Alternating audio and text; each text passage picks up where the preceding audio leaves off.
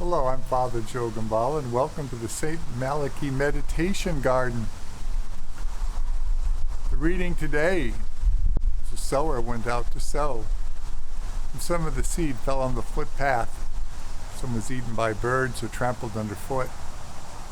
Other seed fell among rocky ground. It sprung up, but the roots were not deep, and in the scorching sun the plants withered and died. Some grew up among the weeds. The weeds grew up and choked it off, but some fell on good soil and produced a yield 30, 60, and 90-fold.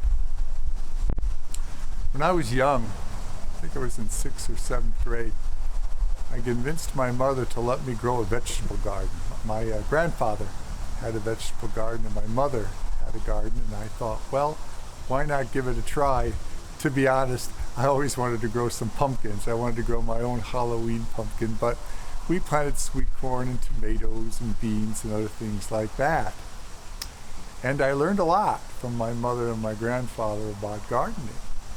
What I learned was, if you do a little bit of work in the garden every day, you can go a long way to getting a good yield.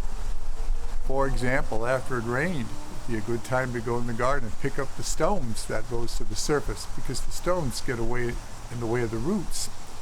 And when those weeds start popping up, the best thing to do is get out there and pull them before they get too big, because once they get too big and you pull them out, they might pull up the plant you're trying to grow as well. And then, of course, the sun is hot, the ground looks hard, you have to get out that hoe, you got to chop up that ground and keep it loose, so that the air can get down there and the rain can get down there and nurture your plants. Yep, you have to look out for that hard ground, that rocky ground, and that weedy ground. But if you work a little bit on it every day, then the crop will grow well. It's the same in our spiritual life. You have to incorporate your life, some prayer, some good works, some thoughtful kindnesses to others. You have to practice it every day of your life, because God is walking with you every day in your life.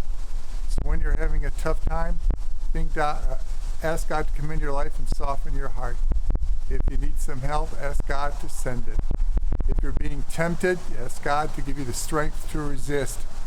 And then take time to, just like you would enjoy a garden, enjoy a relationship with God. Praise Him, thank Him, or just talk to Him.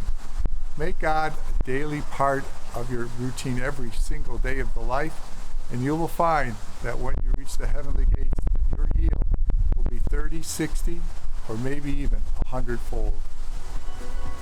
Thank you.